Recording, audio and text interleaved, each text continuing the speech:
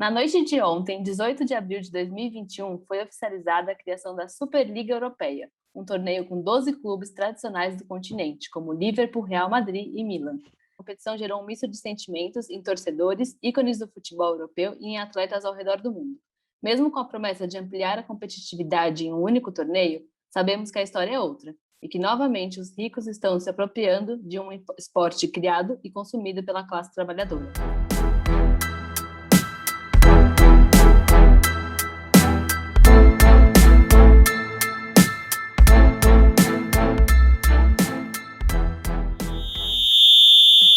Olá, esse é o Trio de Arbitragem e eu sou a Patrícia Pinheiro.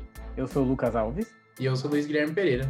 Esse é o nosso episódio de prorrogação, na verdade, né? Porque geralmente a gente tem todas as sextas-feiras os nossos episódios novos, mas não tinha como a gente não trazer, acho que esse tema que pipocou aí nas redes sociais na noite de domingo. A gente tava cada um fazendo uma coisa diferente, conversando. Eu tava indo jogar videogame com o Gui, e aí ele mandou a notícia, a gente mandou no grupo, já decidiu fazer o programa, porque a criação da Superliga já é um assunto que vem sendo discutido há um bom tempo, né? Na verdade, se a gente pegar, tem notícias de 20 anos atrás que já falavam sobre a possibilidade de uma Superliga entre os grandes da Europa, mas nunca que a gente imaginou que fosse chegar dessa forma, né? Pensando que clubes podem sair de suas ligas, os jogadores podem não jogar competições com as suas seleções, e essa briga entre FIFA, UEFA e esses 12 clubes que são os fundadores, né, da competição. A criação dessa competição, ela visa, segundo disse Florentino Pérez, salvar o futebol.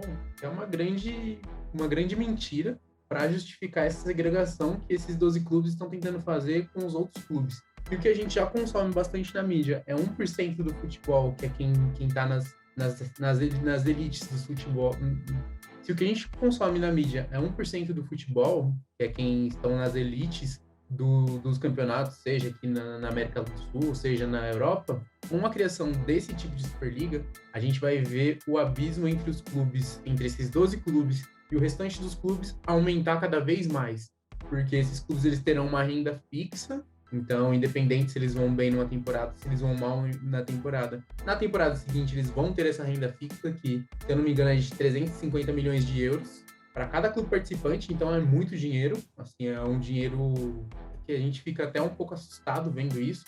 E tem 12 participantes até o momento, né? A competição ela tentou ser criada com 15 participantes, mas 3 clubes decidiram não participar, que foram o Borussia Dortmund, o Bayern de Munique e o Paris Saint-Germain. E os clubes que fundaram essa Superliga Europeia, né, que foi oficializado ontem, domingo, dia 18 de abril de 2021, são Real Madrid, Barcelona, Atlético de Madrid, Milan, Juventus, Inter de Milão, Chelsea, Tottenham, Arsenal, Manchester United, Manchester City e Liverpool. Então a gente vê que alguns clubes que estão caindo assim a nível europeu, né? Por exemplo, o Milan, que já tem aí quase 10 anos que não participa de uma Champions League, a Juventus, que nos últimos 20 anos, se eu não me engano, ela não conquistou nenhuma Champions League. A Inter de Milão, que desde 2012 não passa da fase de grupos da Champions League. O Tottenham, o Arsenal, que há pelo menos 5 temporadas não participa da Champions League. Então são clubes que, apesar de serem ricos e de terem uma história, eles estão num momento ruim.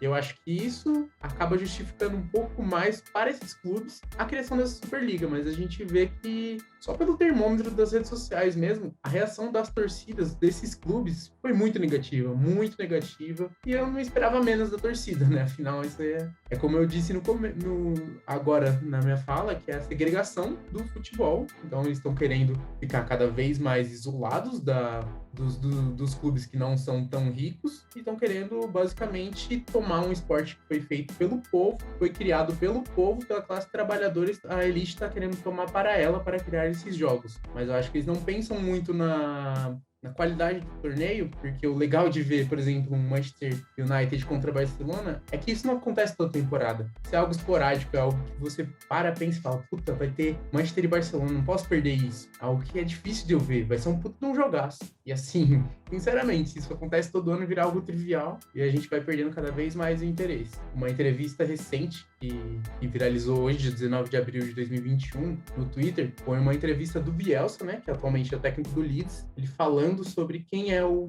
principal ativo do futebol. Então ele fala que não são os investidores, não são os técnicos, não são os jogadores e não são os torcedores. O principal ativo do futebol são os fãs. É aquele cara que é fanático pelo time, que ele assiste qualquer jogo que o time tiver, que se o time cair para quinta divisão, ele vai estar indo ver o time, porque ele realmente ama o time. E assim, eu acho que a criação de uma Superliga que não tem a menor competitividade, porque os clubes não têm a possibilidade de cair, então eles só estão disputando um torneio para arrecadar dinheiro, acho que decepciona muito o fã e decepciona muito quem ama o esporte. Eu acho que é muito louco esse lance de vaga eterna, né? Tipo, os caras vão estar, os grandes times aí vão estar para sempre nessa liga, e não tem o lance de rebaixamento, não tem aquela expectativa de torcedor, de ver o time jogando com toda a raça, e toda a competitividade que é normal do futebol e que a gente espera, né? Então acho que isso perde muita graça, e aí eu acho que a gente entra muito no lance que a gente já falou em muitos episódios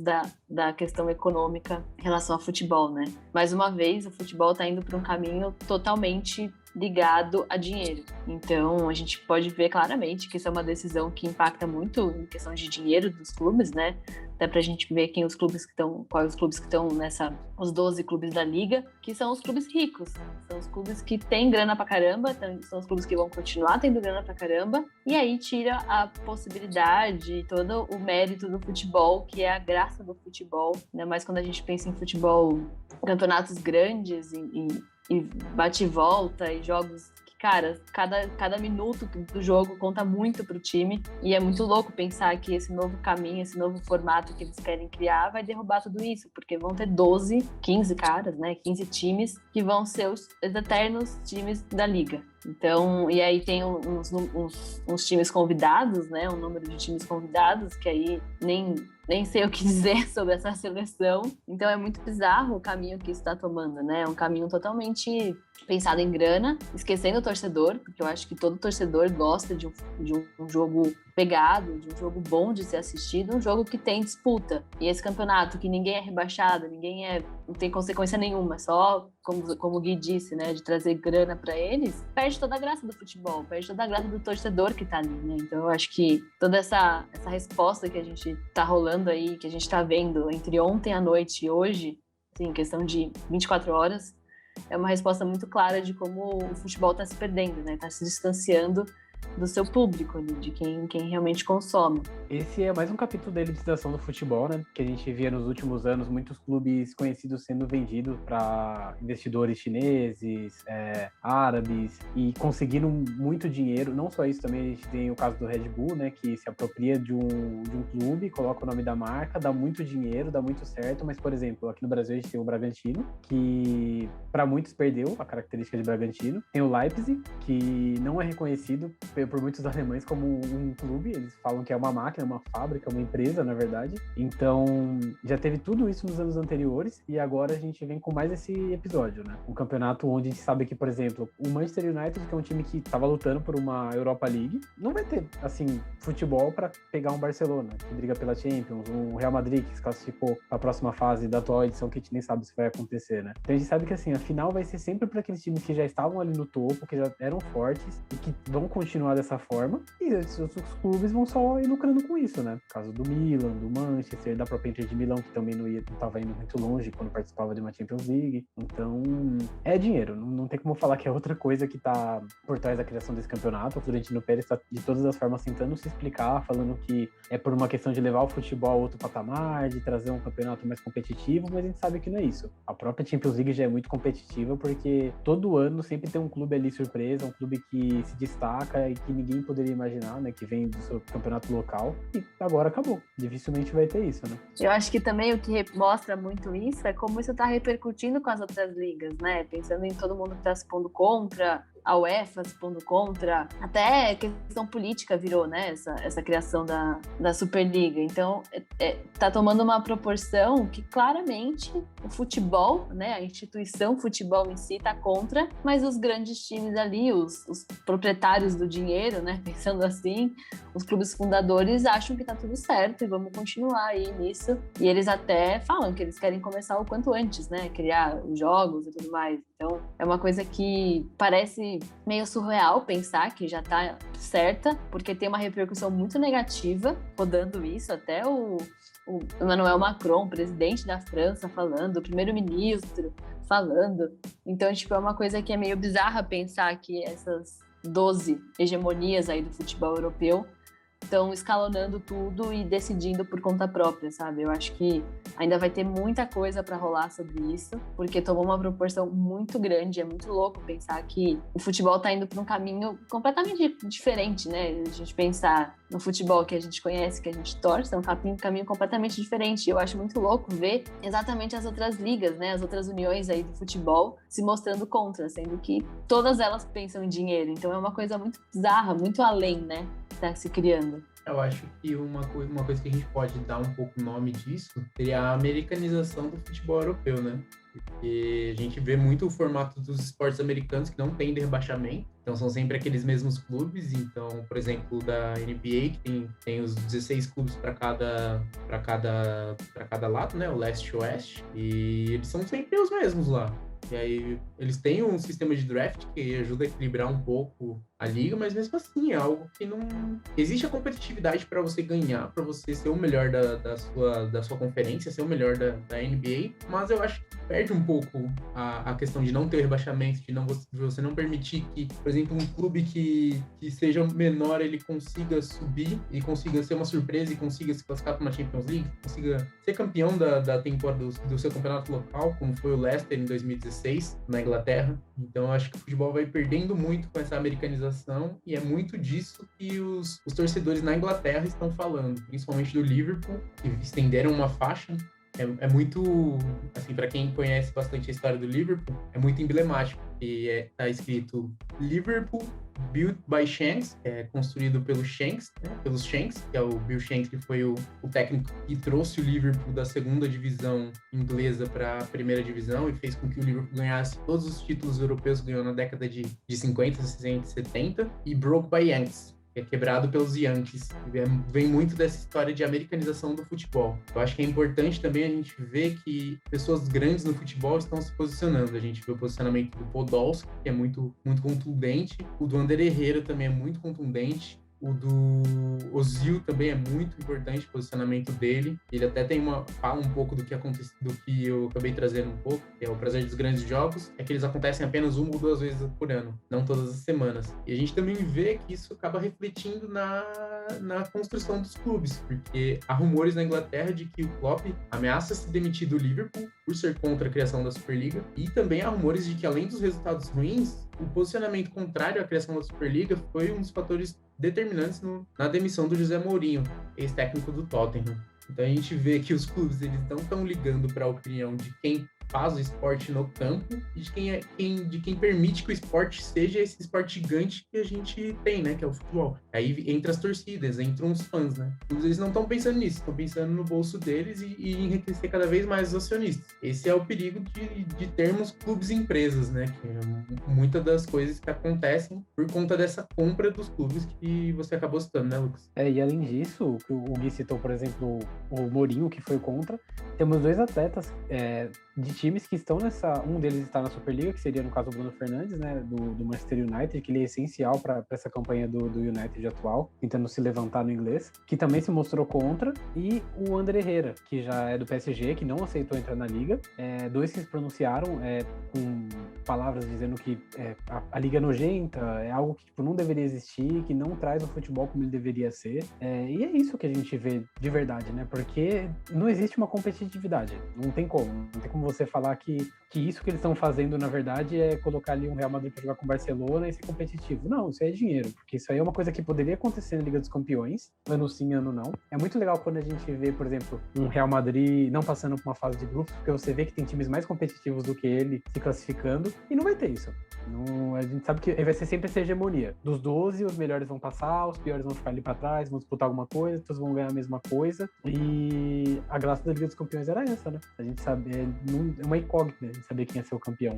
Eu acho que só pra gente poder trazer uma informação aqui, que é como vai ser o formato, como você, né, eles estão propondo o formato. Então a ideia, a gente vê como isso não é uma coisa muito nichada, né, como vai ficar fechadinho ali entre os caras, que são 20 clubes, que são os 15 fundadores, que no momento tem 12, né, Os outros três ainda não foram anunciados. E aí, os outros 5 são classificados em temporadas anteriores, são escolhidos, está sendo decidido ainda. E aí, 2 grupos de 10 times cada. Então, os 20 clubes vão ser separados em 2 grupos. E os 3 primeiros de cada chave avançam automaticamente às quartas de final. Então, vai ser por chave. Os quartos e quintos colocados disputam um playoff. E aí, para poder ver quem vai para outras 2 vagas, para aí ter um mata-mata de final, né? De semifinal. E aí a final única que acontece. Então, assim, é muito um retrato da NBA, né? Se a gente for ver, como o Gui falou.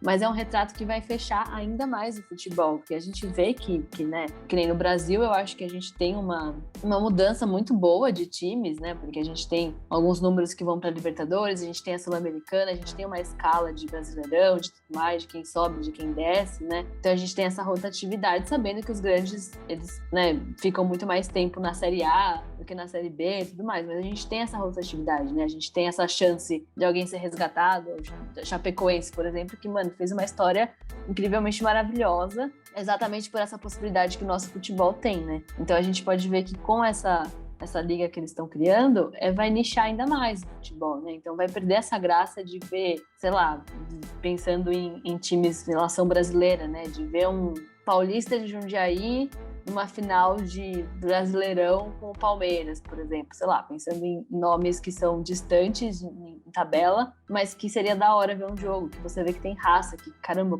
o time chegou até ali, sabe? Então acho que fica cada vez mais nichado isso. E perde muita graça, como a gente tá falando, tô sendo repetitiva, mas é que eu acho que perde muita graça. Assim. Uma das coisas que a Paty trouxe sobre o formato é essa questão de classificar em 3 de cada grupo, né? O que é muito, se você parar pra pensar que muitos dos times fortes vão classificar de qualquer forma.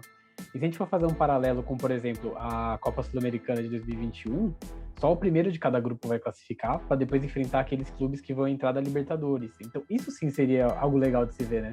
A gente sabe que os próprios times nacionais aqui nossos, que são fortes, têm o risco de não se classificar, porque pode ficar em segundo colocado, por uma questão de um empate, um número de gols que não chegou a alcançar. Então isso é bacana a gente ver uma competição, e não dessa forma, né? Tentando de qualquer maneira ali classificar sempre os mais fortes e dar dinheiro para eles.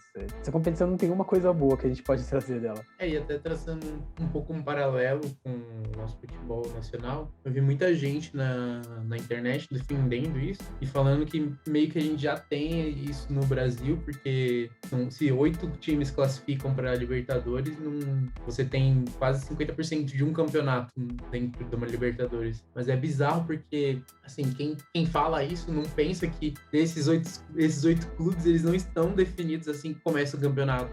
Mesmo que ainda há um pouco de meritocracia no futebol. Acho que é o único local que eu vejo que isso funciona de verdade é no futebol. E estão tentando tirar isso da gente. Estão tentando tirar a emoção do futebol para transformar em um produto. Cada vez mais o futebol ele saindo da esfera de esporte, saindo da esfera paixão para se transformar em um produto. A gente tem futebol aí rolando há 1 ano sem torcida e tá rolando, e os clubes não estão praticamente nem aí. Então a gente tá vendo cada vez mais o futebol virar um negócio. Não é que a gente já sabe que o futebol é um negócio, mas a gente ainda é muito apaixonado pelo futebol e presenciar isso é algo que machuca muito, assim, porque a gente que ama o futebol, a gente que gosta de ver, que gosta de acompanhar, a gente sofre com isso, né?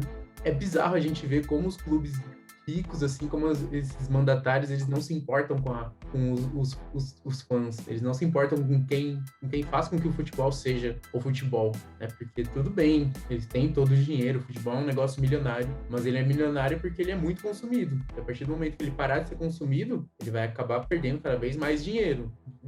É algo que vai demandar um tempo gigantesco, mas que caminha para isso.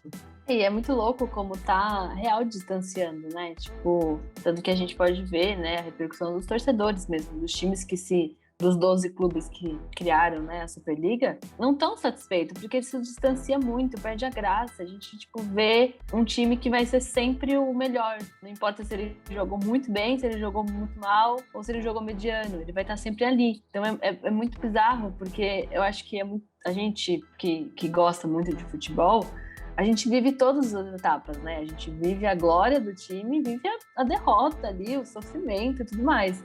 E isso faz o torcedor ter essa paixão louca pelo futebol, porque, mano, se for só coisa boa, se for só um momento feliz e ali em vários campeonatos, tipo, e aí? Que eu vou, sabe? Não sei se é porque São Paulo tá numa situação péssima, e aí é muitos momentos ruins, mas, tipo, eu fico pensando isso, tipo, a gente gosta do futebol por causa disso, por altos e baixos, por ver uma falta pessimamente cobrada e depois ver um lance lindo, maravilhoso que o time faz, ou um gol do caralho que tomou, que não tinha como tomar. O futebol é assim, tipo, essa é a graça do futebol. E aí eu acho que isso que tá acontecendo, que eu acho que é onde as torcidas estão ficando cada vez mais putas, né, com a criação da Superliga, é que vai distanciar. A gente vai ver sempre o mesmo futebol. A gente vai ficar na mesmice do mesmo ataque, porque vai conhecer, né, você acaba conhecendo como é o esquema tático do jogo, você vai saber como o seu adversário vai jogar, porque é sempre as mesmas pessoas, é o mesmo time. Então, tipo, acho que você perde muita graça do futebol em si, de você torcer, né? Tipo, você fica meio premeditado o que vai acontecer. Eu fico imaginando isso. Tipo, é como se todo jogo fosse um São Paulo e Palmeiras da vida. Tipo, tá, eu já sei como o goleiro vai defender se eu jogar uma bola de esquerda. Você fica sem graça, eu acho. Vira um teatro, né? A teatralização do futebol. Mas até a gente que é aqui do futebol paulista mesmo, a gente observa que o futebol não é dessa forma, né? Se a gente pegar os clubes da década de 90 ali, início dos anos 2000, pô, o Campeonato Paulista era decidido ali, às vezes, um Guarani e Ponte Preta, sabe? Um Bragantino, um São Caetano. Não era sempre que os grandes clubes chegavam e não era por demérito deles, né? É que os clubes do interior eram muito fortes, voltaram a ficar fortes agora. A gente pode pegar as finais ali de 2010, 2011, que sempre tinha um São Bento, sempre um time assim que ninguém poderia imaginar. E essa que é a graça, né? Pô, seria muito chato se todo ano a semifinal do Campeonato Paulista fosse Corinthians, Palmeiras, Santos e São Paulo. E às vezes mas muitas das vezes não. Então, isso acontece também no Campeonato Inglês, acontece no italiano, no francês, mas tirar isso de uma Liga dos Campeões, pô, é muito chato de verdade. Você tirar toda aquela graça de ter uma surpresa, de ter um clube novo, um clube que joga diferente, que merece o título, ou que pelo menos chegue na final jogando bonito, e dar isso para outros que estão ali pelo nome. Nesse movimento, se a gente já tivesse Superliga, por exemplo, criada há 3 temporadas, a gente não teria visto aquele Ajax que chegou na semifinal, chegou derrotando a Juventus, derrotou o Real Madrid, então a gente não teria esse Ajax que quase derrotou o Tottenham. É bizarro que a gente acaba perdendo tanta história de futebol, e o futebol é muita história, né? É a mesma história, só que cada localzinho tem a sua história particular, e quando essas histórias se juntam, eles criam um evento tão grandioso como é uma Liga dos Campeões, uma Libertadores, e a gente vê essa restrição da história desses clubes para um único local e sempre os mesmos, é algo que, como a gente já reforçou aqui, a gente tá ficando um pouco repetitivo, mas é o que acontece, né? Que perde a graça, fica chato de ver. Vira um produto, né? E a gente que gosta de futebol, a gente que consome, a gente não quer que vire um produto, a gente quer que ele continue sendo esse esporte que apaixona, que deixa a gente nervoso, que faz a gente xingar, que deixa a gente triste quando perde, mas que deixa a gente extremamente feliz quando é campeão. E isso, basicamente, não vai ter, né? O futebol, ele já é um produto em várias outras partes, né? Você assistir um jogo no estádio é um produto porque você não gasta... Nós três aqui, por exemplo, que temos um custo um pouco maior com os estádios modernos e tudo mais, você acaba por gastar ali pelo menos seus R$100, R$150, dependendo do jogo que você for assistir. Você tem custo de camisa, você tem sócio torcedor, porque não dá pra você comprar logo de cara o ingresso, como era antigamente, que você ia na porta do estádio comprar. Então, assim, a única graça que tinha da gente, acho que era o jogo em si. Os campeonatos e tudo mais. E até isso tá ameaçado agora, porque se uma liga dessa for aprovada e de forma comum e não tem nenhuma restrição para esses clubes, o que diz que isso não pode chegar no Brasil, que não pode ter um novo formato de Libertadores, que a gente não pode ir passando, inclusive Libertadores que tem uma história muito bonita, não só pelos jogos, mas também pelo torneio, da forma como foi criado, e tipo, isso ser jogado por conta de dinheiro de clubes que querem cada vez mais lucrar em cima do torcedor e em cima do esporte, né? E é bizarro a gente ver que Alguns exemplos, a própria Libertadores já trouxe da Liga dos Campeões. Então, seja a final em jogo único, em campo neutro, ou então a questão do gol fora. E são alguns exemplos que a Libertadores vem trazendo que, querendo ou não, mexe com o produto final, mas que legal, ainda continua sendo agradável de se ver, continua sendo, você como torcedor, você ainda sente a mesma intensidade vendo os jogos, mas esse tipo de mudança, se chegar na América do Sul, na América Latina, vai ser triste, assim, porque vão ser sempre os mesmos clubes, e aí a gente vê um Cruzeiro da vida que tá afundado em dívida na Série B, mas ele vai estar sempre participando da Libertadores, o que seria bizarro, e a gente vê um Botafogo, Vasco, que há muito tempo não participam da Libertadores por demérito mesmo, por terem administrações ruins, eles estariam sempre lá, sempre tendo dinheiro garantido. Então, o que isso tira de competitividade dos próprios clubes, de terem um compromisso com uma administração que seja consciente com o clube, é um momento muito triste no futebol isso.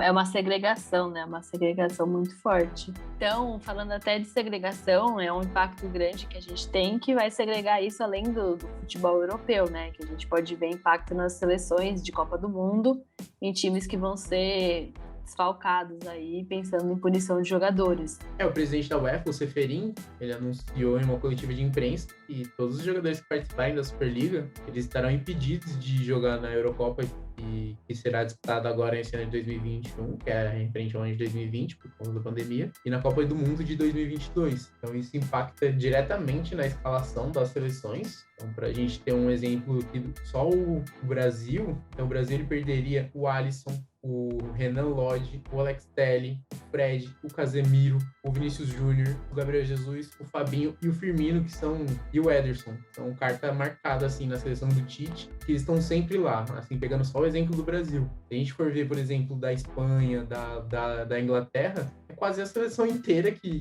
não pode ser convocada. Além de perderem suas ligas locais, né, a competitividade na liga local, os próprios países, né, pensando já a nível de seleção, eles serão prejudicados por essa ação da Superliga, né?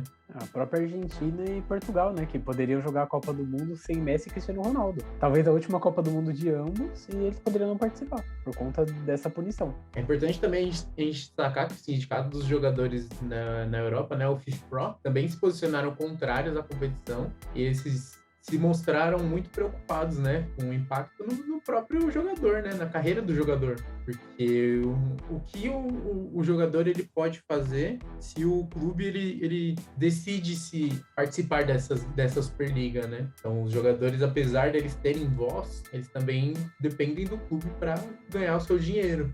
É o sustento deles, né? O esporte é o trabalho deles, e é isso que o sindicato ele defende. Eu até entendo o lado do sindicato, né, de se posicionar ao lado do jogador, é para isso que o sindicato existe, né, então não faria muito sentido ele não se posicionar do lado do jogador, mas eu acho importante que o sindicato ele se posicione contrário à criação da Superliga. Eu acho que o sindicato ele também enxerga que a criação da Superliga, ela diminui muito as oportunidades que outros jogadores podem vir a ter no futuro, porque se o dinheiro ele fica restrito em sei lá, 15, 20 clubes, são esses 15, 20 clubes que vão ser rentáveis para a minha carreira, porque a carreira do jogador ela é curta. Então ele precisa fazer um dinheiro durante a sua carreira, durante o seu auge, para depois conseguir se aposentar e fazer qualquer outra coisa, porque muitos não conseguem ter uma segunda renda, né? Então eu entendo lá do sindicato, eu acho que é importante o sindicato ele se posicionar nesse assunto, e eu também entendo muito como isso é prejudicial para os jogadores atuais e os futuros jogadores. Eu acho que esse lance da criação da Superliga e do impacto dos jogadores, pensando em consequências que isso pode trazer para eles, é muito bizarro, né? Porque tem jogadores que a gente sabe que sempre são escalados para as seleções, um exemplo é o Jordi Alba, que está sempre nos jogos, né, da seleção espanhola, e ele pode ser punido, ele pode não jogar mais e ser banido da seleção por conta da criação da Superliga. E eu fico imaginando na cabeça desses caras, tipo, tudo bem que eles são de idade de rico já, mas como é que fica a cabeça dele pensando, colocando numa balança, né? Tipo, tá bom, eu vou pedir demissão pro meu time para poder talvez ser escalado pela seleção, ou eu aceito a consequência e acabou minha carreira na seleção? Tipo, é uma coisa muito bizarra de ser puxada, né? Meio louco isso. E pensando no impacto disso com o futebol de forma geral. Eu acho muito, muito errada a criação dessa Superliga. Eu acho que a gente vai segmentar o futebol de uma maneira bizarra e a gente vai distanciar ainda mais o futebol que é o futebol que a gente conhece, que transforma, que traz sonhos e, né, a galera vibra e gosta de assistir, porque eu sou uma pessoa que, assim, o meu time pode não estar numa final da Libertadores, mas se é uma puta final da Libertadores eu vou assistir, porque o futebol é isso, né? Tipo, a gente tá ali pra ver o futebol em si. O Miranda, jogador de São Paulo, se posicionou de uma maneira muito boa aqui, que eu vou até dar uma pincelada, que ele fala que a evolução do futebol não virá de uma segmentação feita pelos mais poderosos. E é isso que está acontecendo na Superliga, né? Quando a gente pensa nesse filtro que eles estão fazendo, é uma segmentação para os grandes clubes continuarem sempre sendo os grandes clubes. Uma das primeiras opiniões de jogadores que eu vi na noite de ontem foi do ex-lateral do Manchester, né, o Gary Neville, do Manchester United, no qual ele falou que achava nojenta a criação dessa competição, já que é um clube formado por trabalhadores e que agora é vendido para a elite, né? Então eu acho que nada mais certo do que ele disse ali, porque realmente esse campeonato é para a elite, tanto dos para que jogam quanto para aqueles que vão assistir, porque os trabalhadores, as pessoas comuns como nós, vão querer ver o futebol independente do campeonato, mas não dessa forma, né? Vendo ele ser vendido como... os clubes para o qual torcemos sendo vendido como, assim, moeda de troca. Não existe mais aquele amor pela camisa. Agora é pegar esse símbolo e ganhar milhões em cima dele. O próprio Florentino Pérez falou que, caso os jogadores desses clubes fossem banidos, ele criaria uma própria Copa do Mundo. E a gente não duvida que isso possa acontecer. Não vai ser a Copa do Mundo como a gente está acostumado a ver desde que a gente era pequeno, há anos já que acontece. Mas, assim, esses times têm o dinheiro para isso. Porque o dinheiro sempre vai falar mais alto. Se eles quiserem, eles criam a Super Copa do Mundo e pronto, entendeu? Mas vão perder dinheiro. Eu vi, eles têm boatos de que, por exemplo, os jogos de videogame queriam tirar algum desses clubes. O FIFA é um deles, né? Que ia tirar os clubes que vão participar da Superliga. Mas, por exemplo, a Konami, dona do Pro Evolution Soccer, pode vir ali e renegociar um pacote, ali um valor X. Os clubes não vão deixar de perder dinheiro com isso, sabe? Então eles estão um pouco ligando, eles estão querendo ganhar mais, sabendo que vão perder um pouquinho ali, mas ganhar muito mais na frente. Então eu concordo com vocês dois, concordo com muitas das outras visões de que esse campeonato não deveria nem ser cogitado acontecer. Só pra gente encerrar, trazer aspas de um jogador inglês, o Patrick Bamford, que joga no Leeds. O Leeds jogou contra o Liverpool hoje, fez manifestações contrárias à criação da Superliga, né, a equipe do Leeds. E após o jogo, que acabou em empate de 1-1, ele fez a seguinte citação: para mim, pelo que vi no Twitter e nos noticiários nas últimas horas, os torcedores não estão felizes. E pelo que sei, o futebol é feito para os torcedores. Então seria importante que tudo ficasse do mesmo jeito. Ou seja, né, basicamente, se quem consome o seu produto não está feliz, então para que eu vou fazer uma mudança que só vai gerar insatisfação e gerar protestos negativos do meu consumidor, né? Até pensando no negócio mesmo, é algo muito burro isso que está sendo criado, né? Eu acho que mais uma vez a gente termina um episódio falando para deixar o futebol como o futebol é, né? Que eu acho que é uma coisa que a gente tem batido na tecla aí em alguns episódios, que o futebol é pro público, o futebol é pras pessoas, o futebol é democrático, né? A gente sabe disso, a gente bate muito nessa tecla. Eu acho que esse caminho que a gente está tomando, a gente está indo totalmente contra isso. Então, um período triste aí pro futebol pra gente acompanhar, pra saber como vai ser, mas fica esse momento pra gente lembrar na história aí de que segregamos o futebol mais uma vez. Esse episódio realmente é uma prorrogação, né? Era um assunto que a gente precisava trazer. Não tinha como a gente esperar mais uma semana ou gravar só para sair na sexta-feira, porque até lá, por exemplo, a Liga pode não acontecer. Então a gente tinha que trazer a nossa opinião atual sobre o assunto. Se houver alguma mudança, alguma coisa, a gente tenta colocar nas nossas redes sociais, a gente traz nos stories, mas foi muito importante a gente falar disso enquanto o assunto ainda era fresco e a gente tinha as primeiras informações da Liga. Exato, é importante também a gente falar que não será sempre que teremos uma prorrogação, né? É algo esporádico, só quando o assunto pipoca na mídia e que merece a nossa atenção, né? E também é importante a gente falar para você, se você ainda não está seguindo a gente nas redes sociais, para você seguir, né? Então, no Instagram, Twitter e Facebook, @Trio de Arbitragem, e no YouTube ou Google Podcasts ou no Spotify, Trio de Arbitragem, a gente vai estar lá, todos os episódios na íntegra. Só seguir a gente lá que você vai ficar por dentro de tudo que acontece no Trio. Obrigado, gente.